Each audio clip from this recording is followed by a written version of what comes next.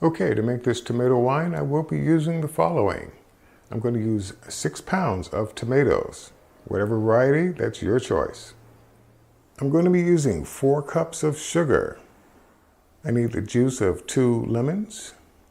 This time around, I'm going to be using a 1/4 teaspoon of Red Star Premier Blanc. Again, if you don't have wine yeast, you can use bread yeast. We want to have straining bags enough to hold all of our tomatoes. We want to have on hand at least 1 gallon of clean filtered water. We need to have a primary fermenter, preferably one with a wide mouth opening so we can put in our straining bags. We need a 1 gallon secondary fermenter, jug, carboy, demijohn, take your pick. We are going to need an airlock with bung for our secondary fermenter. And I also should point out that this particular fermenter does have its own built-in airlock, although you could use, with a smaller bung that comes with it, a standard size airlock. Having a hydrometer with testing tube will come in handy, although not absolutely necessary. And of course, using your appropriate sanitizer of choice, we want to make sure that all of our equipment and utensils have been properly cleaned and sanitized before use. And that's what I'm going to be using to make this wine.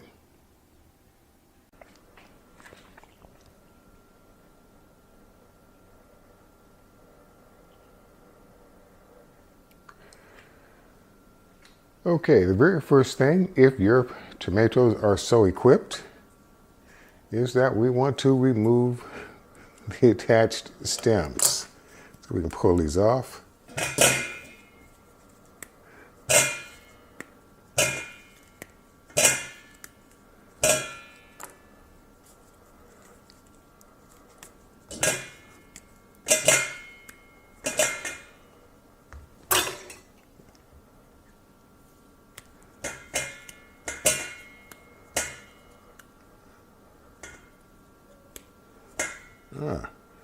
Let's hang on to that one.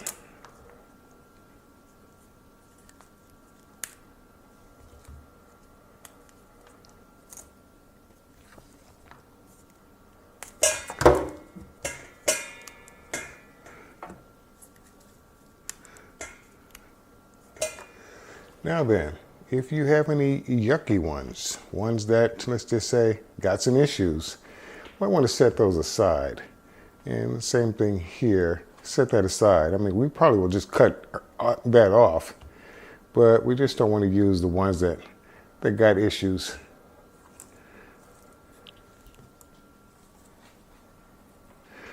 Now, the next thing we want to do is we want to give these a good rinse.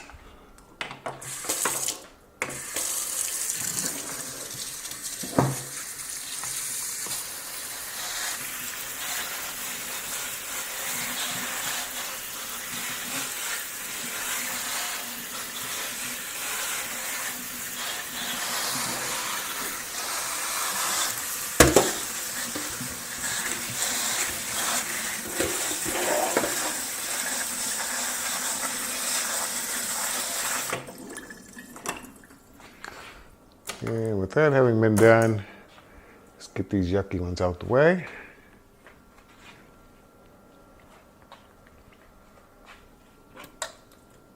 We want to now go ahead and begin the process of chopping these up. Rough chop will do.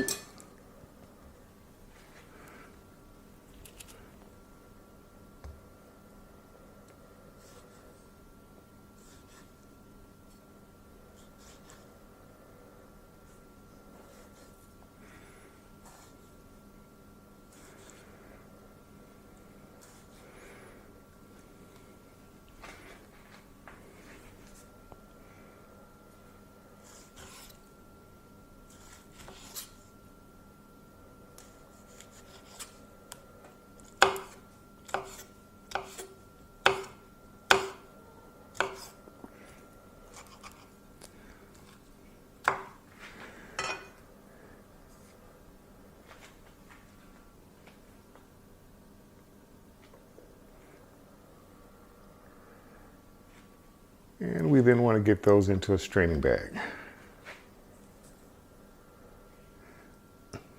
It's not going to be a pretty way of doing this. I can see that right now.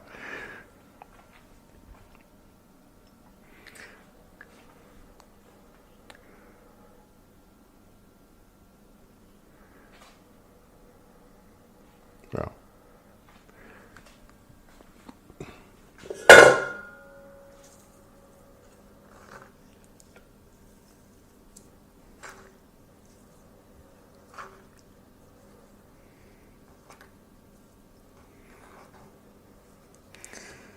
yeah, it's going to be a little messy.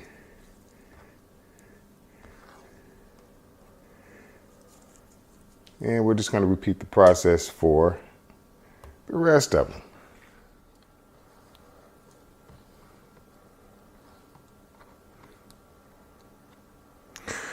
All right. Let's go ahead and tie this off.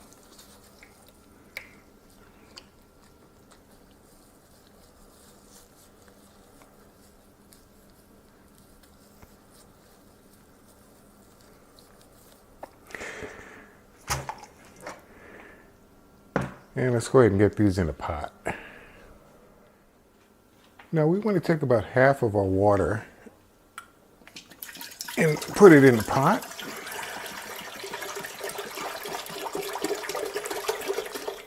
Roughly half. We'll add more as needed. And we're going to bring that up to a boil. All right, now that our water has come to a boil, let's go ahead and turn off the heat. And let's go ahead and drop in our straining bags of tomatoes.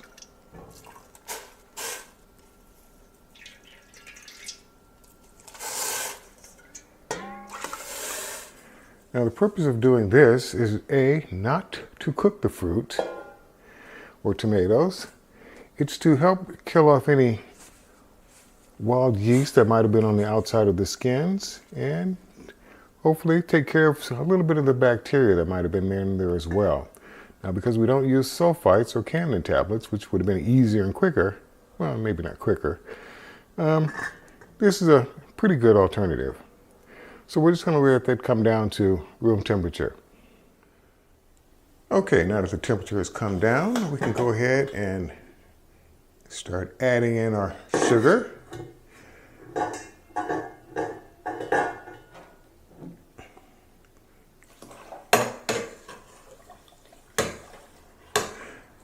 And that was 4 cups of sugar.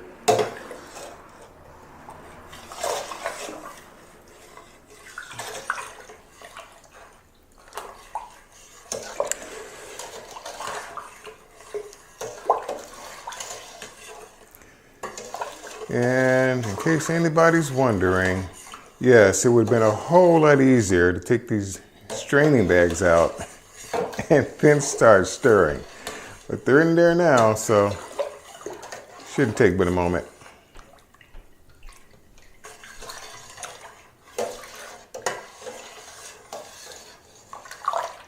Okay, I think that'll do it. Let's go ahead and put our lid back on. And let's get ready to go ahead and juice our lemons.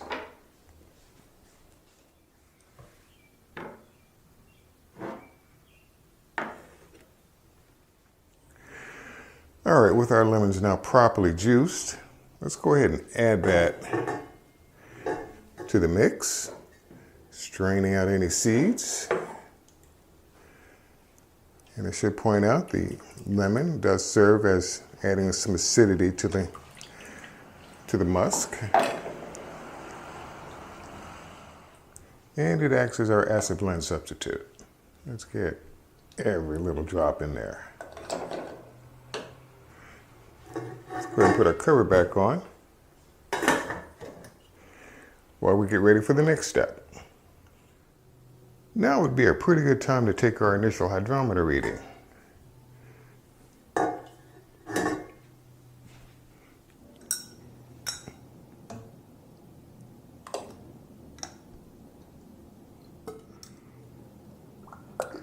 riding pretty high. There we go, it's settled down a bit. And looks like we're gonna come in at, overshot the mark a bit. Looks like 1.090. Overshot it by 10, but hey, it's still within range. It'll just be a little bit more potent at the back end. Now the next thing we need to do is we need to get our juice from here into our fermenter. I strongly suggest doing this over the sink, or at least have some towels ready. It can get a little bit messy.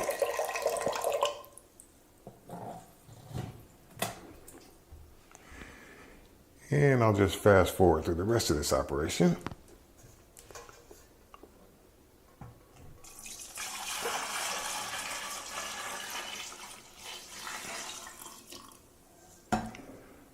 All right, put our lid back on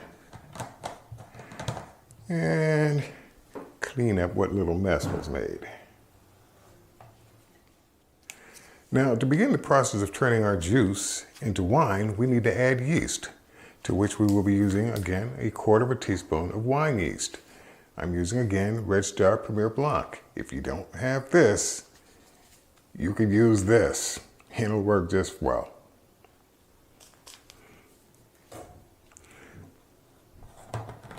And all you gotta do is just sprinkle it. Try to get around the bags as much as possible. Just sprinkle it around.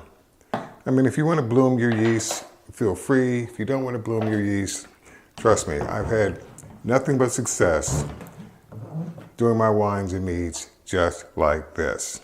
Let's go ahead and put our lid back on. Now, again, this fermenter does have its own built-in airlock. That's what the little red dot's for. If you don't have one of these, then again, you can use a standard airlock for your fermenter.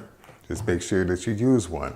And once again, that's because that yeast is going to produce CO2, and that CO2 needs a way to get out. Okay, let's move on to the next step. Okay, it's now time to label our creation. We are making tomato wine. We started it on this date, and our original gravity reading was 1.090. Now, this is the start of the process of primary fermentation. There are still several more steps that need to be completed throughout the next several months. However, more immediately, in the next 3 days, we want to go ahead and take our cover off, give it a good vigorous stir to help the yeast get a little bit more oxygen. First 3 days is all that you really need. You really don't want to do it, for the most part, anytime after that, because after that, at least 5 days after that, adding more air might start the process of turning your wine into vinegar. We don't want to do that. But to give our yeast a good start, we're going to give it at least a little bit more air to breathe for the first 3 days. After 5 days from today, we want to remove the straining bags containing the spent tomatoes that we put in there. They're no longer going to be needed. Besides, the seeds might create bitterness later on down the road, so we want to get those out pretty much as soon as possible. After that, we just put it aside somewhere where it's cool and dark and let it do its thing. In about, 6 or 7 weeks, we might want to rack it or transfer it from the primary fermenter container into our secondary, which is just another jug, basically. And that's to help get it off any leaks that might have started to develop down towards the bottom. And we'll be doing that periodically over the next several months until the wine has become clear enough to our liking. Personally, I usually do it over the process of 12 months before I start the process of bottling it. Now then, this process of racking, I have standalone videos for that. The process of degassing, back sweetening, bottling, pasteurization, all of those are standalone videos that you can find in my channel's playlist under winemaking operations. Okay, it's been a year since we started making this tomato wine. I have to admit going in that I was kind of a little uncertain as to whether or not I want to make a tomato wine, even though I've made some pretty weird stuff. I'll eat tomatoes, but it's not like I'm going to sit down to a bowl of tomato soup or have a glass of V8 or something like that. But I thought I'd give it a try because after reading some of the reviews of some of the people who have actually made this stuff, they said it tastes akin to a Chardonnay. You really don't taste the uh, uh, tomato aspect of it at all.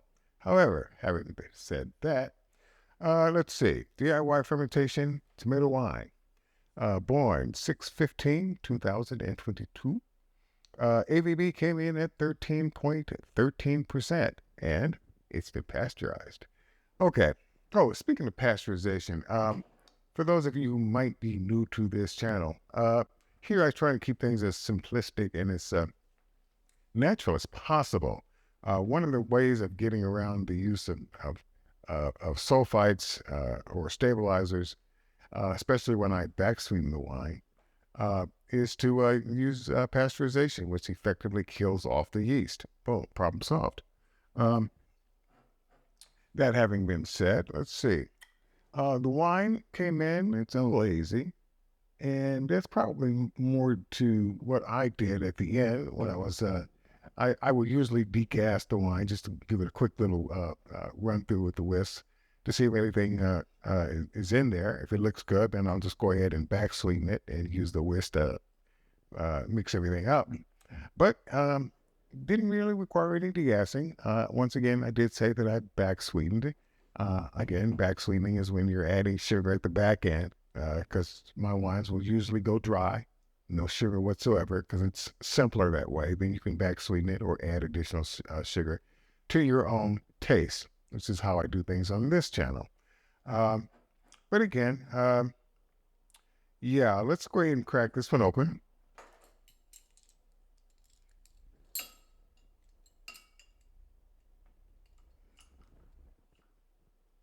And yeah, I do have a waiter's key corkscrew that I use every once in a great while. But this is my favorite because it just mostly works, including this time. Yes. All right. My everyday wine glasses, the ones that if I break, I don't really care, are in the dishwasher. Okay. Using one of my good wine glasses, which means I have to hand wash it later, but nonetheless. Here we go. Let's start out with a small glass.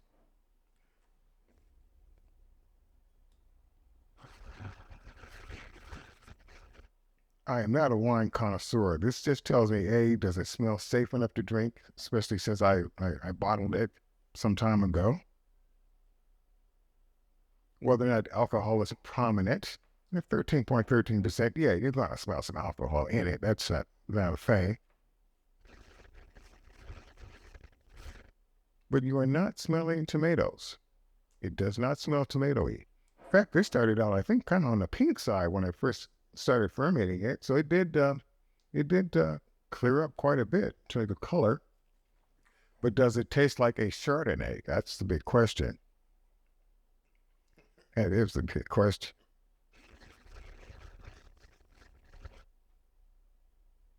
It's a lot of alcohol.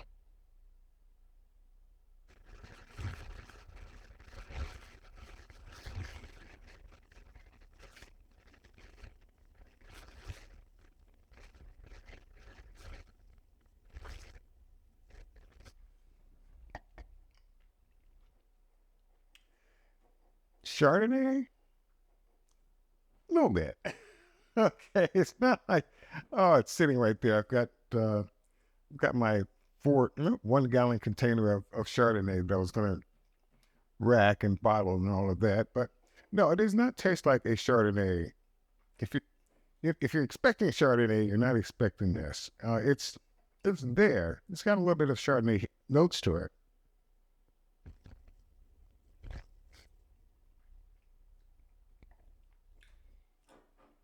I back sweetened it so that it's semi-sweet, which is how I kind of drink things now. Actually, I've been on a roll lately. My last couple of wine tasting videos have actually turned out okay. I have not had to take any of these and pour them out the drain, which I have done before. Uh,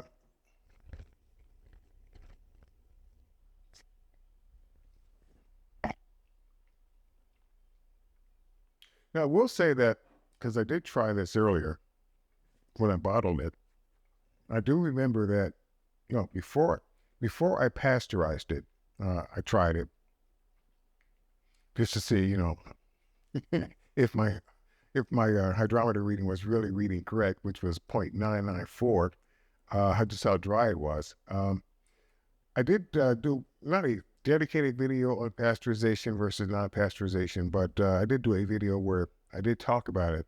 And yeah, pasteurization will soften the wine a bit.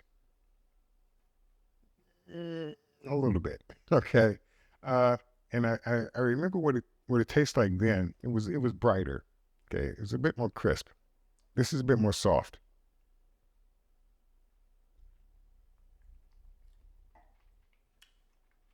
But definitely drinkable. I think I like this one. Um, Tomato wine. Was it worth the effort? Yeah, I think it was worth the effort. Um, is it something I'd make again? Man, there are so many wines that I'm going through. Which ones do I make again? I need to start making some of the earlier wines that I started making. I have to make another batch of ginger wine. I've got to make more strawberry wines, strawberry meads, uh, Welch's grape juice wine. All of the oldies and goldies. I haven't had a chance to make yet because I'm still busy, very, very busy. Doing this video, it's really kind of a stretch in terms of my time, but I'm going to kick it out anyway. So there we go. Without running off a little bit too long, tomato wine, I give it a thumbs up. I think it was well worth it. If you sweeten it to your liking at the back end, I think you'll really enjoy this one. But that having been said, that will do it for this video. I think my next video will be, I think I'm going to do that Chardonnay wine. That was the one that I made from Chardonnay concentrate. That, the Zinfandel, and the Merlot were the three that I tried. I already did the video on the Zinfandel. That's another one that needs to be redone in about a year's time because 1 year just wasn't doing it. I'm going to say 1 year was good enough on that Chardonnay and hopefully that Merlot without me having to devote another year of my life watching it do its thing. But again, hey,